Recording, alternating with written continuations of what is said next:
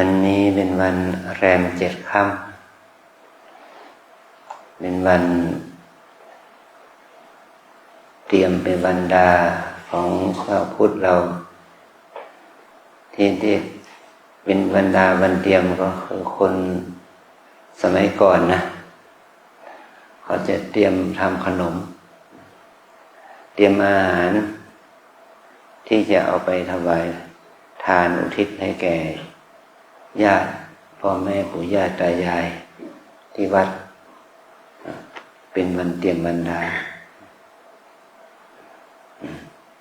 แต่ปัจจุบันนี้ไม่ต้องตำแป้งแล้วเนาะแต่ก่อนเขาตำแป้งเอาข้าวสารมาแช่ให้มันนุ่มเอาไปตำที่ครกนี่ว่าเรียกว่าสันเหนือเอาแล้วก็มองตำครกตำมองให้มันได้ข้าวแป้งเรามาทำขนมเป็นวันที่เขาทำกิจกรรมเหล่านี้นะเราเรียกว่าวันดาภาษาภาคกลางเขาเรียกวันโกนว่าเป็นวันที่พระเขาโกนผมแรม14 ค่ำนะขึ้น14 ค่ำเป็นการโกนผมแต่ว่าเป็นวันถ้าวันแรม7 ค่ำหรือวันขึ้น7 ค่ำเขาก็เรียกอนุมานประจำมันว่าเป็นวันโกนคนโบราณเขาไม่ได้โกนผมพร้อมกันแรม14 ค่ำขึ้น14 ค่ำหรอกถ้าเส้นผมยาวประมาณ1 นิ้วนะคนโบราณจะต้องตรงผมแต่พอเรามันง่ายหน่อยเพราะว่าเรามีมีดมีอะไรปรุงกันพร้อมกันอยู่ที่บ้านเดียวกันก็ต้องปรุงพร้อมกันในวันแรม14 ค่ำหรือขึ้น14 ค่ำบางวัดเขาจะปรุงผมเดือนละครั้งแต่บางวัดเขาปรุงผมเดือนละ2 ครั้งนะบางคนเนี่ยบางภาพบางองค์ก็ปรุงผมเดือน4 ครั้ง4 ครั้งขึ้น14ขึ้น7 ค่ำขึ้น14 ค่ำแรม7 ค่ำแรม15แรม14 ค่ำอย่างนี้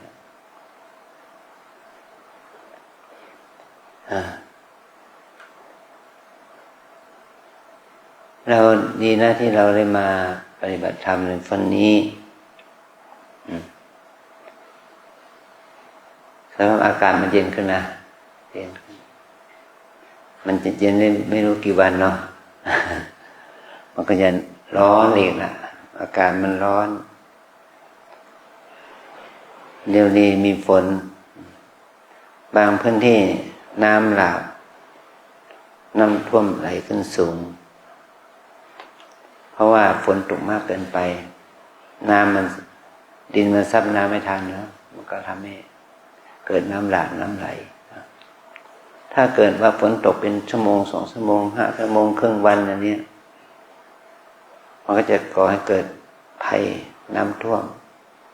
อุทกภัยได้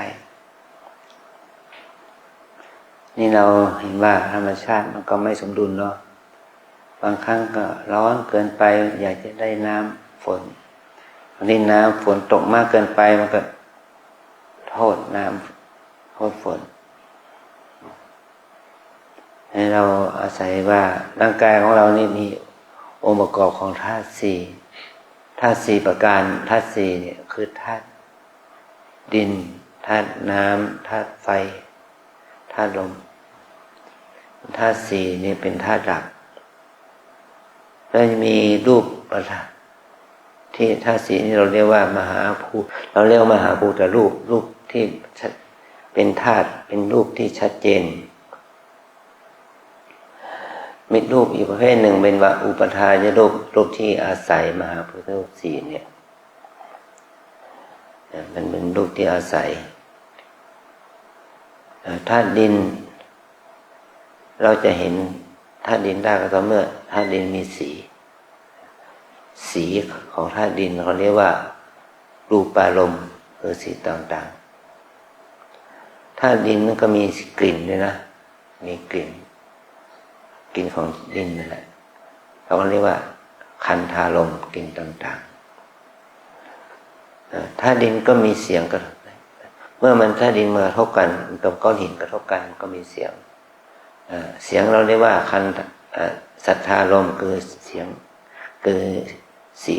คือเสียงต่างๆธาตุดินเมื่อมันก็มีรสเลยนะ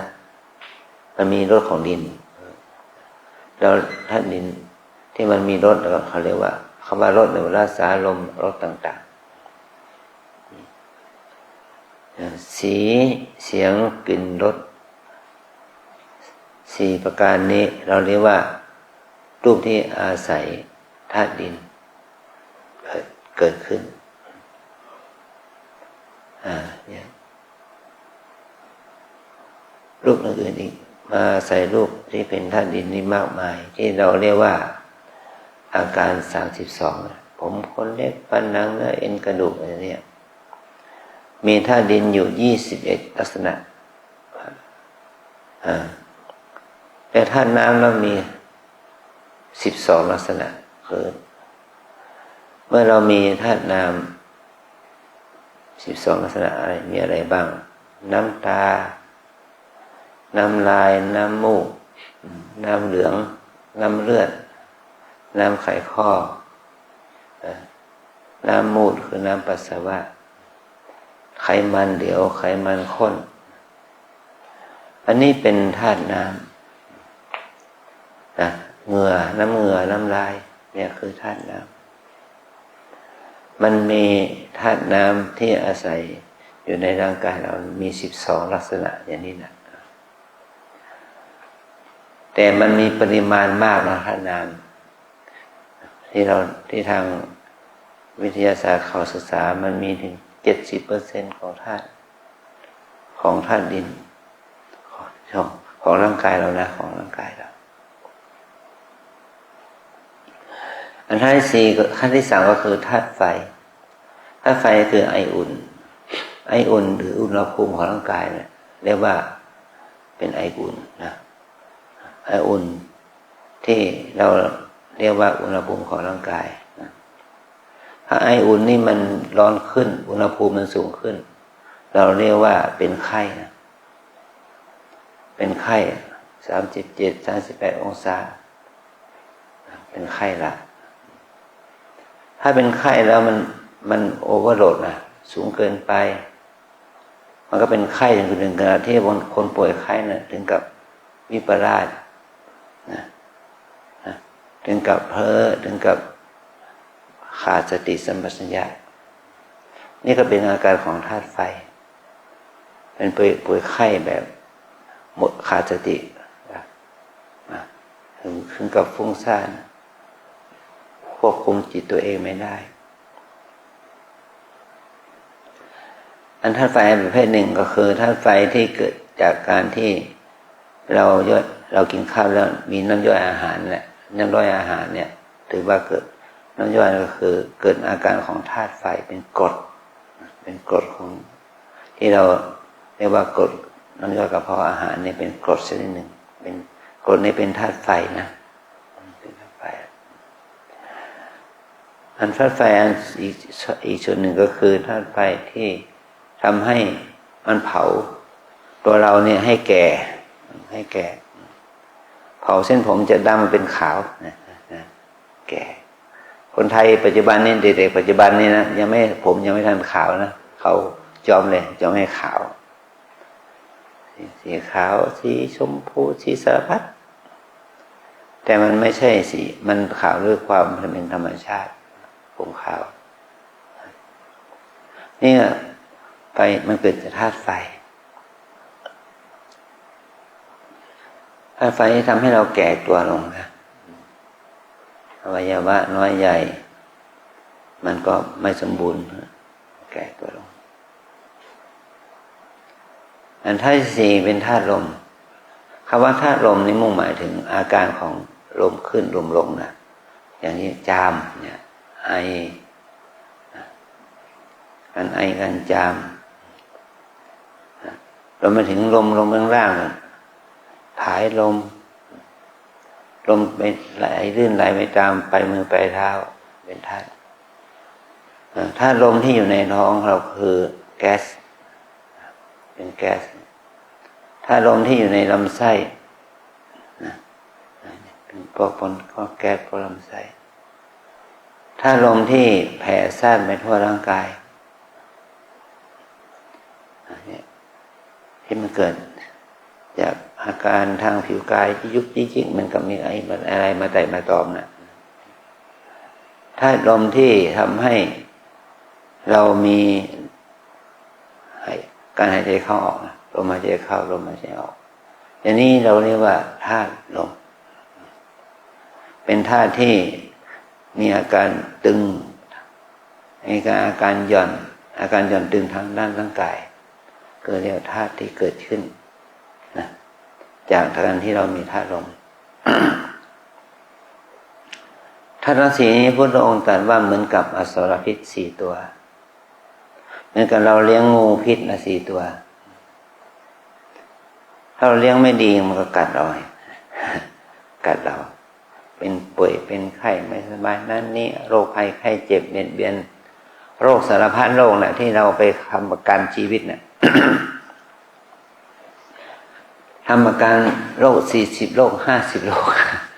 ประกันเท่าไหร่ประกันกับบริษัทประกันภัย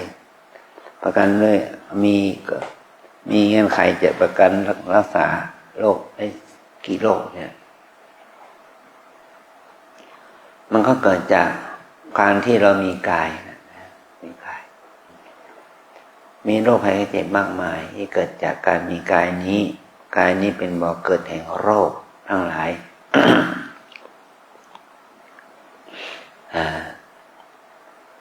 เมื่อเรามีกายอย่างเดียวเรานั่นแหละเราเมื่อเรามีกายอย่างเดียวแต่ไม่มีใจก็คือเราก็เข้าถึงภาวะที่เรียกว่าคนป่วยคนตายนะถ้าเรามีแต่กายอย่างเดียวไม่มีใจก็คือคนตายใจมันมีความสำคัญมากกว่ากายเพราะว่าท่านจึงภาษาคนไทยเขาเรียกว่าจิตเป็นนายกายเป็นบ่าวเห็นว่ากายเป็นบริวารของจิตกายนี่จะลุกขึ้นมันเกิดจากจิตอยากลุกกายจะเคลื่อนไหวมันเกิดจากจิตอยากเคลื่อนไหวนะกายมันจะไปกินข้าวมันเกิดจากจิตที่อยากไปกินข้าวกายอยากจะเห็นนั่นเห็นนี้มันเกิดจากจิตที่อยากเห็นจิตอยากก่อนกายจึงอยากมีความประสงค์ที่จะไปนั่นไปนี้นะมันเกิดจากจิตเมื่อจิตมันเกิดแล้วมันก็ทำให้กายเคลื่อนไหวถ้าเราหิวน้ำอยากจะดื่มน้ำจิตมันรู้ว่าหิวแล้วก็มันก็มีอาการของกายเคลื่อนไหวอยากจะไปดื่มน้ำอย่างนี้เป็นต้นนะแม้แต่เราอยากจะถ่ายหนักถ่ายเบาความรู้สึกทางกายมีก่อนทุกทางกาย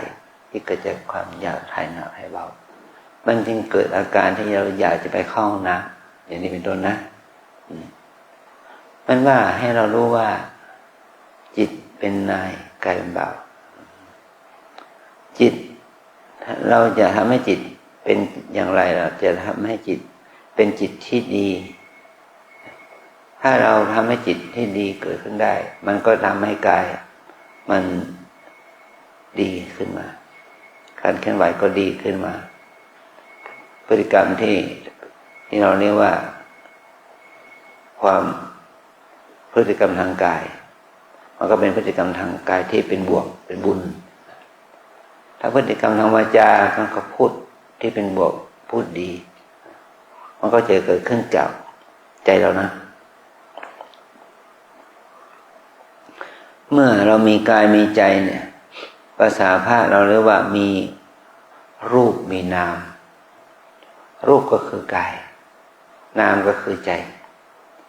นามเนี่ยหมายว่านามไม่ใช่ชื่อของเด็กหญิงเด็กชายเท่านั้นนามเขาคือว่าเป็นนามะนี่แปลว่าธรรมชาติที่น้อมไปสู่อารมณ์น้อมไปสู่อารมณ์เรียกว่านาม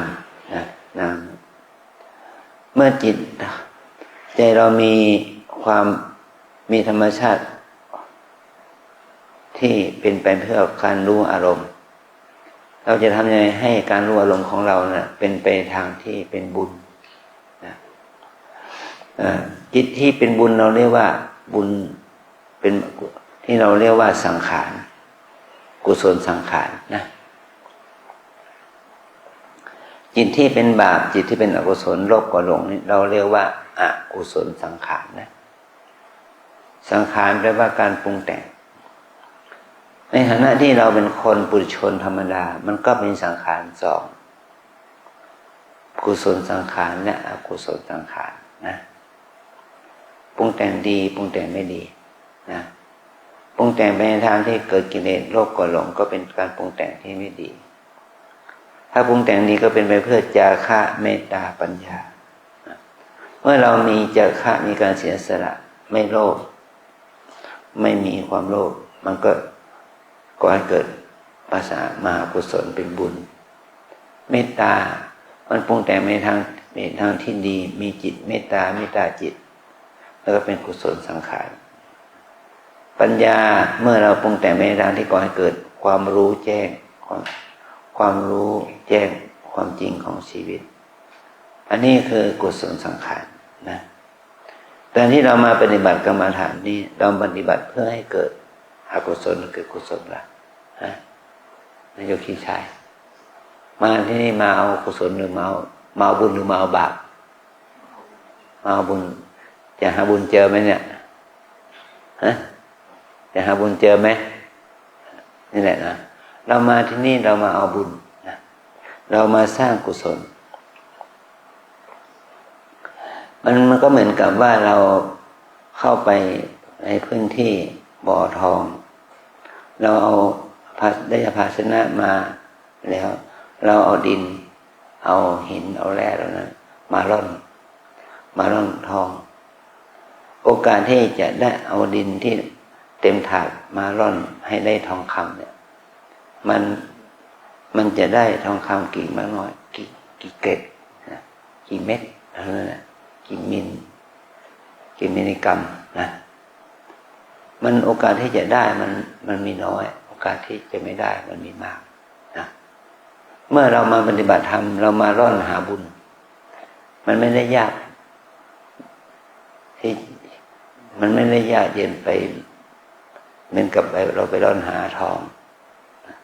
เรามาร่อนเอาบุญอกุศลเกิดขึ้นเราพยายามปรับจิตจากจิตฟุ้งซ่านให้มาเป็นจิตมีสมาธิจากจิตที่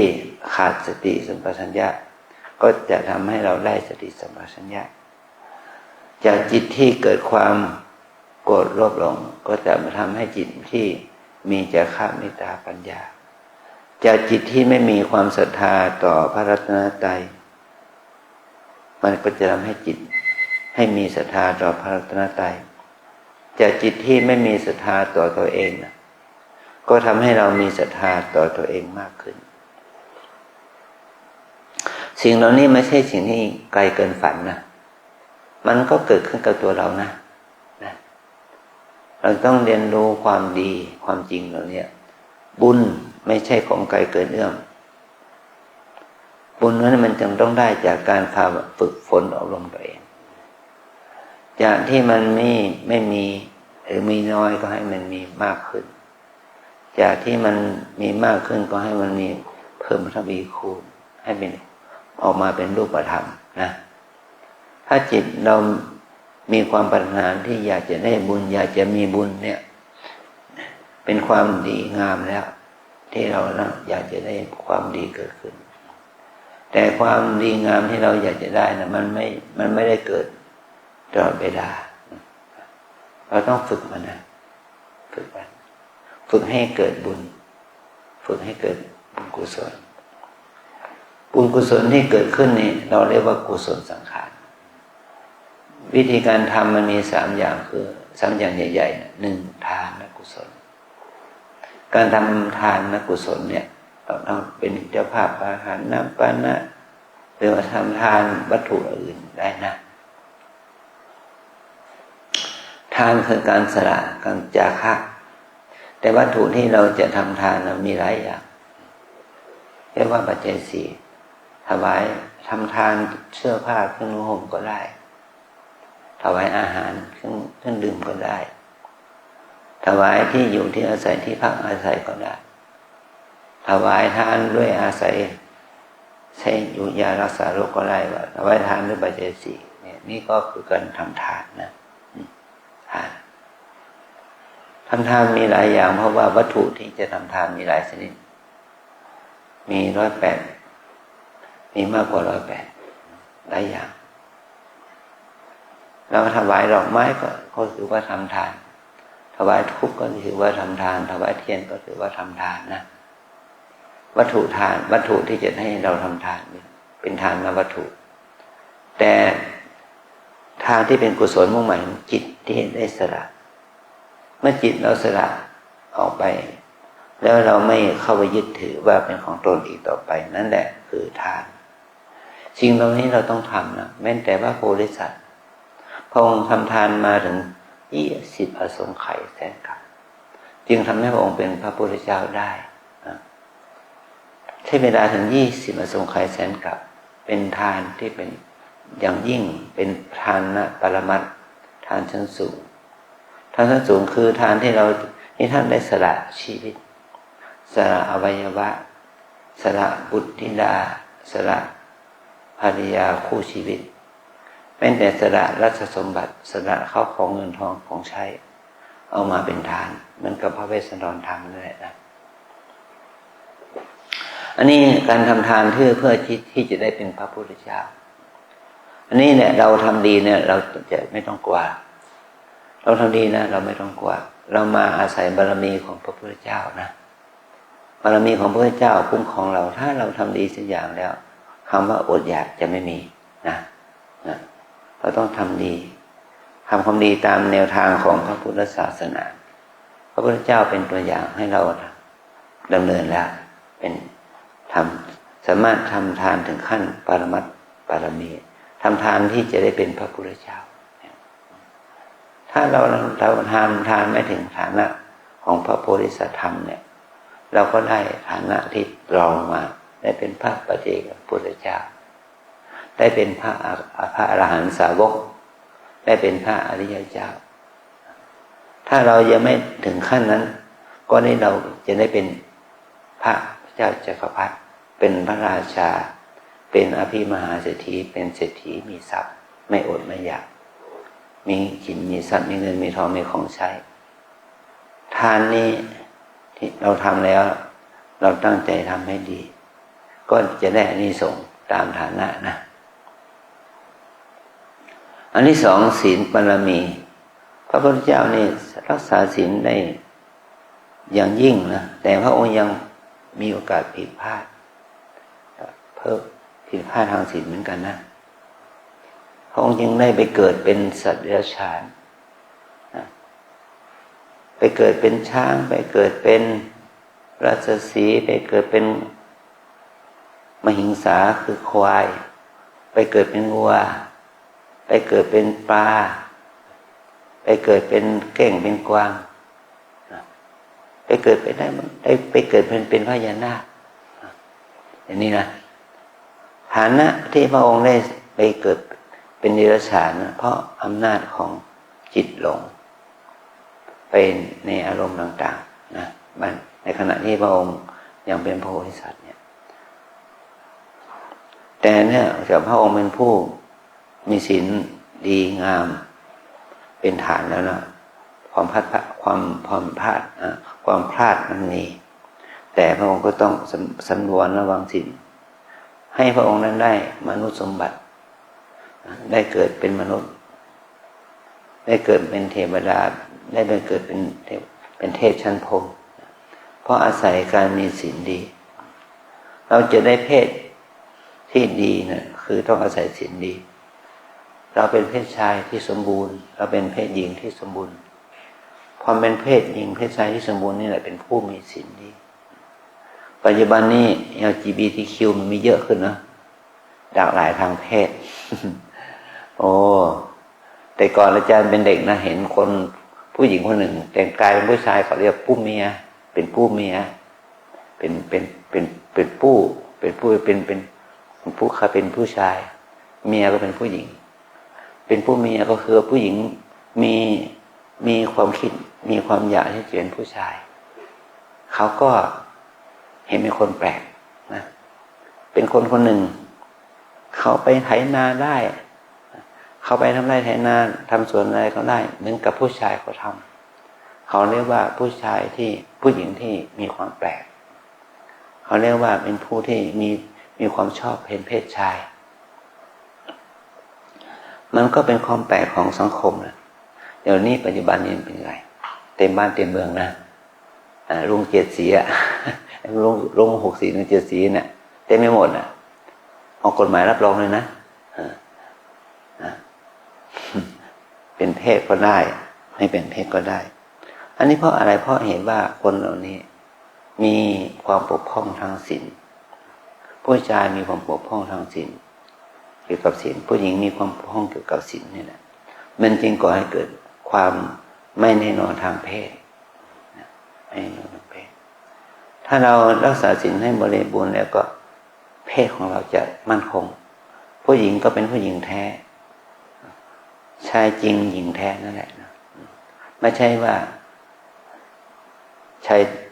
ไม่ใช่ว่าหญิงแท้ชายเทียมไม่ใช่งั้นหญิงก็จะเป็นหญิงแท้ชายก็จะเป็นชายแท้เพราะว่าคนเหล่านี้จะไม่มีปัญหาทางด้านเกี่ยวกับการมีฐานะแห่งความเป็นแม่ที่สมบูรณ์ในฐานะแห่งความเป็นพ่อที่สมบูรณ์นะเนี่ยเพราะว่าพ่อเขาไม่เป็นหมันแม่ก็ไม่เป็นหมันอย่างเนี้ยฐานะนี้มันก็จะดีขึ้นนะถ้าโยมแต่งงานเนี่ยโยมเป็นหมันสามีเขาจะพอใจเราไหมเขาจะยกเราให้เป็นหลวงนะท่านี้เนาะอย่างนี้เป็นต้นอ่ะผู้ชายก็เหมือนกันแต่งงานแล้วไม่สามารถมีลูกได้ก็เสียยี่ห้อผู้ชายเนาะผู้ชายเป็นหมันเหมือนกันเพราะว่าไม่มีความสมบูรณ์ของเพศที่เกิดจากเหตุก็คือความเป็นผู้ปกครองทางศีลนะมีศีลโดยเฉพาะศีลข้อ3นะนี่คือเราต้องทำให้ตัวเองมีศีลสมบูรณ์นะบุคคลที่จะเป็นพระพุทธเจ้าได้ต้องเป็นผู้มีศีลสมบูรณ์ไม่เป็นหมันมีลูกได้นะมีโอรสได้มีภรรยามีสัพพะมีสีได้นี่คือศีลเราเป็นนักปฏิบัติเหมือนกันนะถ้าเราเป็นหญิงที่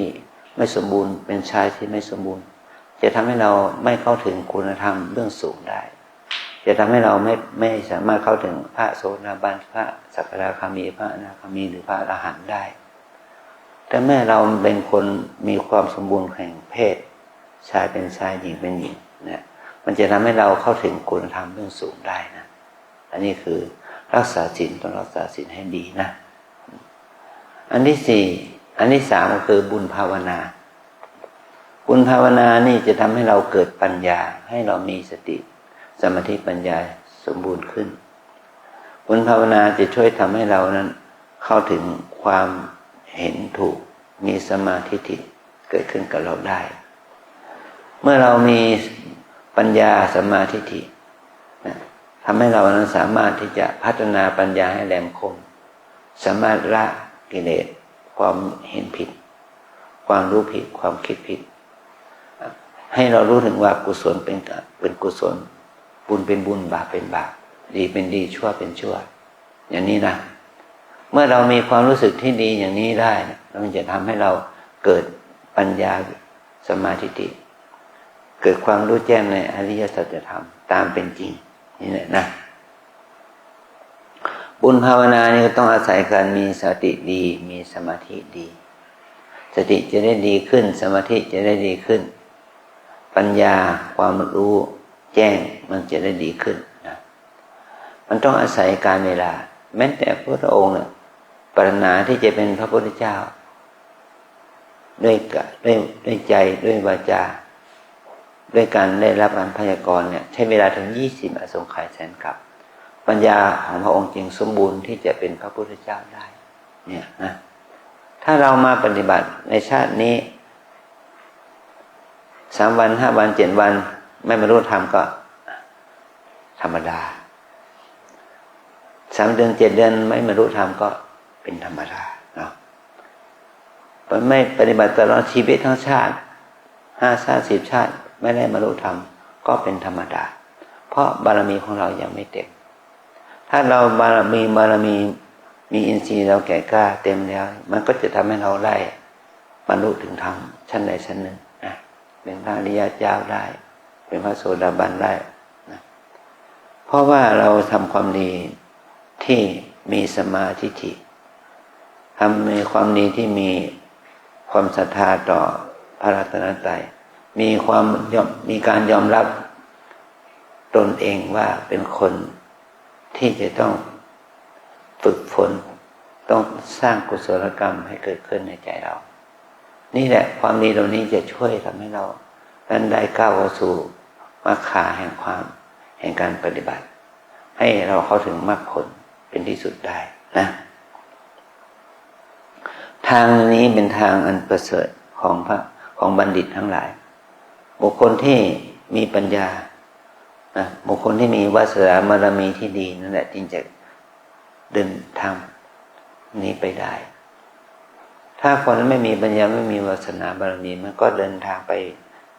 กับเขาได้ยากนะหลุดออกจากทางไปไม่เข้าถึงความแห่งความพ้นทุกข์ได้นะเพราะเราจะต้องอาศัยความที่บัณฑิตทั้งหลายเดินไปให้เราอาศัยท่านเป็นตัวอย่างนะวันนี้พระในเมืองถัดในเชียงใหม่เรานี่มรณภาพไปรูปหนึ่งคือหลวงพ่อบุญเกศพระราชวชิรปัทมคุณหลวงพ่อบุญเกศท่านมรณภาพไปเมื่อ2 วันก่อนนะวันนี้ท่านจะมีการส่งน้ำพระราชทานตอนบ่ายเนี่ยก็เป็นเหตุให้ท่านต้องมรณภาพไปในวัย92 ปีนะแต่ท่านป่วยมากแล้วหลายเดือนหลายปีแล้วป่วยติดเตียงมาเป็นหลายปีนะแต่มันก็เป็นวิบากกรรมที่จะต้องทะลงสังขารที่เป็นทุกข์เราต้องมงสังขารนะแม้แต่ท่านจะทำดีแค่ไหนวิบากกรรมเวรกรรมเก่ามันก็ตามทวงนะทำทวงว่าคุณยังจะต้องคุณยังไม่ได้ชดใช้วิบากกรรมคุณจะต้องทำดำรงสังขารที่ทุกข์ยากลำบากนี้เป็นไปตามกรรมของท่านนะเนี่ยเราก็ต้องรู้ว่าพระอริยเจ้าครูบาอาจารย์ท่านได้มีโอกาสสึกเส้นที่เป็นกรรมในชาติสุดท้ายเป็นต้นนะท่านจะได้เข้าสู่มรรคผลนิพพานเป็นข้างหน้าเป็นที่สุดอันนี้คือเป็นพลังบุญที่เราได้เห็นครูบาอาจารย์ที่รักษาสมณเพศไว้ในพระศาสนาโดยอยู่เป็นนักบวชมา70 กว่าปีก็เป็นเหตุให้ท่านต้องละสังขารไปนะเอานี้ไปขอให้เราทั้งหลายได้กล่าวสมถานกรรมฐานเนาะวิปัสสนากรรมฐานตามแนวสติปัฏฐานมี4 อย่าง1 กาย2 เวทนา3 จิต4 ธรรมวิปัสสนากรรมฐานตามแนวสติปัฏฐานมี4 อย่าง1 กาย2 เวทนา3 จิต4 ธรรม1 กาย2 เวทนา3 จิต4 ธรรมวิปัสสนากรรมฐานตามแนวสติปัฏฐานมี4 อย่าง1 กาย2 เวทนา 3 จิต 4 ธรรมกายเวทนาจิตธรรมเราเจริญสติไม่ใช่เฉพาะดูที่กายไม่ใช่ดูที่การกราบการเดินการนั่งเท่านั้นให้เราเจริญสติเป็นไปในเวทนาด้วยปวดเจ็บเหน็บชาทุกข์สุขให้เรามีสติรู้อาการปวดเจ็บเหน็บชาทุกข์สุขว่ามันเกิดทุกข์เกิดสุขยังไงเกิดความดีใจเสียใจยังไงให้เรามีสติกำหนดครั้งแล้วครั้งเล่าอันที่3จิตความคิดเรามาปฏิบัติธรรมนี่ไม่ใช่ว่าหยุดคิดได้นะเราจะรู้ว่าจิตเราฟุ้งจิตเราคิดมากมายคิดอนาคตคิดอดีตคิดดีคิดชั่วไปทั้งไปคิดเป็นทางบาปทางบุญไปทั้งสองอย่างก็ให้เรามีสติกำหนดละนะคิดหนอฟุ้งหนอโกรธหนอโลภหนอยินดีหนอชอบหนออย่างนี้นะอันที่3กำหนดสภาวะมีสติอยู่กับธรรมมันถึงว่าตาเรามีอยู่ละหูจมูกลิ้นกายก็มีอยู่มันก็เห็นได้ยินกิริยสัมผัสเนาะเราต้องมีสติกำหนดเห็นหนอยินหนอกินหนอรสหนออย่างนั้นแหละถ้าชอบไม่ชอบฟุ้งซ่านรำคาญสงสัยอย่างนี้เกิดขึ้นเราก็ต้องมีสติกำหนดรู้อาการชอบไม่ชอบฟุ้งซ่านรำคาญสงสัยนั่นนะขอให้เราตั้งใจทำนะ15 นาทีเรื่อง15 นาทีนอกสำหรับผู้ใหม่คนเก่าโยคีเก่าก็20 นาที30 นาที40 นาทีจนถึง1 ชั่วโมงได้นะวันพรุ่งนี้เป็นวันพระเราไม่มีการสอบอารมณ์ขอให้เราได้ปฏิบัติต่อเนื่องนะค่ำนี้ตอน20 ทุ่มจะมีกิจกรรมทวนศีลใหม่แม้ว่าเราจะมาวันนี้วันแรกศีลเราไม่ปกป้องแต่เราต้องขึ้นไปทำกิจกรรมฟังโอวาทธรรมจากครูบาอาจารย์นะพรุ่งนี้ไม่สอบอารมณ์พรุ่งนี้มีตอนเช้า8 โมงก็ใส่บาตรใครมีเผื่อพร้อมก็ใส่บาตรถ้าไม่พร้อมเราก็ภาวนาไปตอนค่ำของพรุ่งนี้20 ทุ่มเราก็เวียนเทียนบูชาพระรัตนตรัยไปด้วยกันนะวันต่อไปเช้าวันที่9แล้วก็สอบอารมณ์นะวันที่10เช้าวันที่10เราก็สอบอารมณ์กันนะไปตามฐานที่แม่ชีเขาแนะนำแล้วว่าเราอยู่ฐานไหนอยู่ห้องประธานห้องไหนก็เราก็ไปสอบอารมณ์กับอาจารย์ในห้องนั้นนะขออนุโมทนา